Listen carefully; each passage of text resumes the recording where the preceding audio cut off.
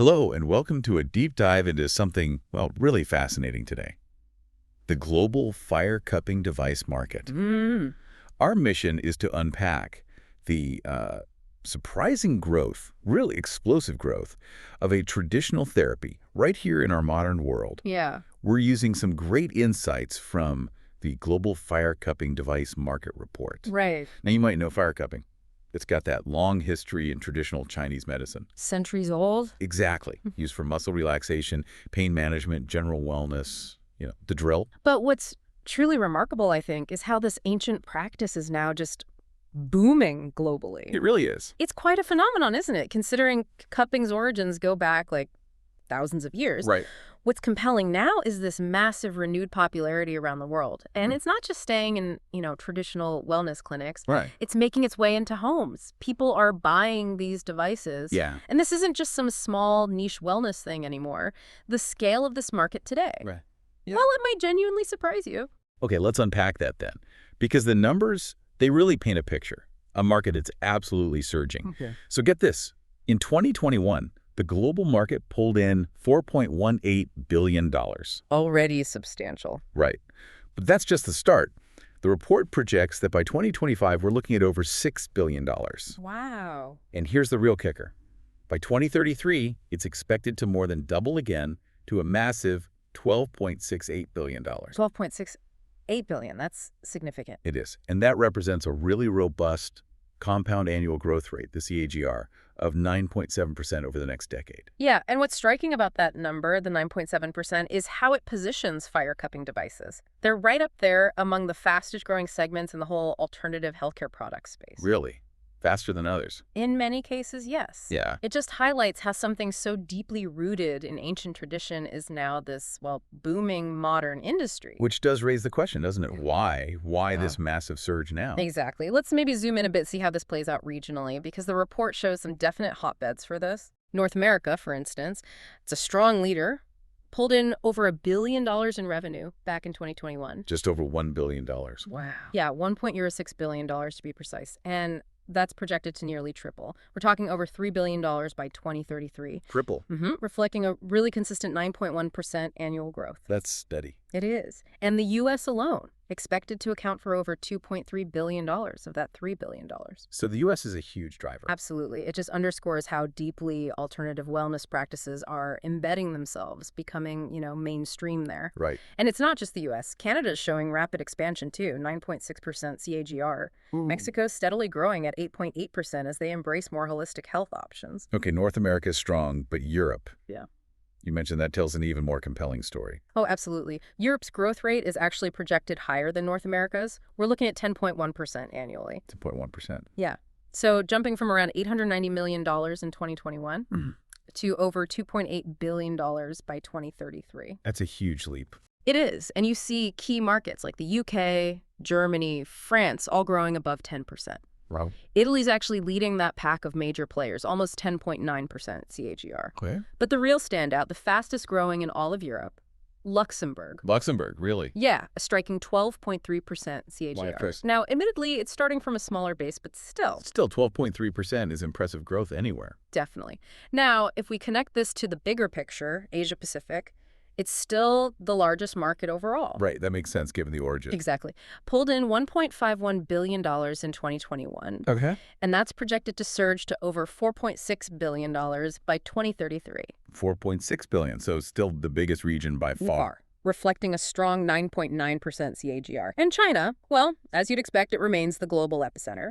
Projected to hit nearly $1.92 billion itself by 2033. That's a 10.2% CAGR just for China. Wow, and India. Japan. Also robust. India's right there at 9.9%, same as the regional average. Japan's solid at 9%. Okay, so the traditional strongholds are still very strong. But you mentioned some surprises. Yeah, this is where it gets really interesting beyond those main areas. Australia and Southeast Asia are really emerging as significant growth spots. How fast are we talking? Australia, 11.7% CAGR predicted. 11.7. And Southeast Asia collectively at 10.7%. Okay, that's huge. It really shows this isn't just a, developed world trend or just an Eastern tradition thing. Yeah. It's booming everywhere. Across the board. Yeah. Developed emerging economies, Yeah. Wellness adoption is clearly surging. So where else? Latin America? Don't overlook Latin America, absolutely. Also seeing double-digit expansion overall.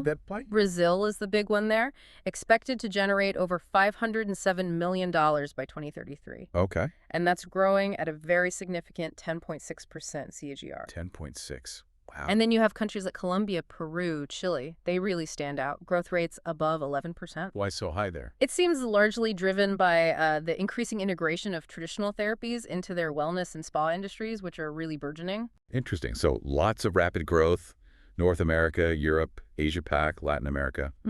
Anywhere growing slower. Well, if you contrast all that, the Middle East and Africa, they are growing, but at a somewhat slower pace. Okay. Egypt and Turkey show, let's say, moderate growth, around 8 to 9% CAGR. Still decent growth, but not double digits. Right. And the rest of the Middle East collectively is around 7.9% CAGR. So more gradual adoption compared to, say, Europe or Latin America. Exactly. It suggests maybe a different pace of integrating these kinds of therapies compared to those other regions we've just discussed. Okay, so we've got this picture. Massive overall growth, regional hotbeds booming, especially in Europe, Asia Pac, Latin America. So what does this all mean for you listening in? What's really fueling this worldwide fire cupping boom? That's the core question, isn't it? It seems to point towards some fundamental shifts in consumer behavior. Like what? Well, the report highlights some clear drivers. There's definitely a growing consumer interest in natural therapies generally. People looking for alternatives. Exactly. A deeper embrace of holistic health practices, looking at the whole picture, and crucially, a search for effective pain management alternatives. Maybe things that aren't reliant on pharmaceuticals. Right. Drug-free options. Precisely. It feels like a clear societal shift, People seeking different solutions, maybe moving beyond purely conventional medical approaches for certain things. Yeah, that makes sense. And it's not just about what people want, is it? It's also about how they're getting access to it. Good point. Access is key. The report mentions things like wellness tourism playing a role. Okay. Specialized sports therapy clinics are using it more and more. You see athletes with the marks. Yeah, you definitely see that. But crucially, I think it's the rapid expansion of easy-to-use at-home devices. So it's becoming more accessible for personal use. Absolutely. For anyone unfamiliar, fire cupping traditionally involved, using a flame briefly inside a glass cup. Creates a vacuum. Right, creates that vacuum before you place it on the skin, draws the skin up. Today's devices, while often still based on that principle, they also include modern innovations, like vacuum pumps. Makes it much easier, much safer for home use. Keeps the fire element out for the home user, potentially? Often, yeah, or makes it much more controlled. These developments are definitely helping ensure the market continues to thrive. Especially in those high-growth regions we talked about. Exactly. Asia Pacific, Europe, Latin America, that accessibility is probably a big factor there. Okay. So to sort of wrap up this deep dive, it's pretty clear the fire cupping device market shows this remarkable growth. It's amazing how a practice so steeped in tradition is finding such a powerful, widespread place in modern wellness. It's offering, for millions around the globe, a kind of shortcut to pain relief, relaxation. It really is. It's found a new life, hasn't it? Yeah. And it does leave us with a bit of a provocative thought, maybe something for you, the listener, to consider. How might this continued global integration of traditional therapies, like cupping, actually reshape our understanding of mainstream healthcare and personal wellness, in the coming decades? That's a big question. It is. And what other ancient practices, maybe ones we've kind of forgotten about, might we see making a similar unexpected comeback in the future?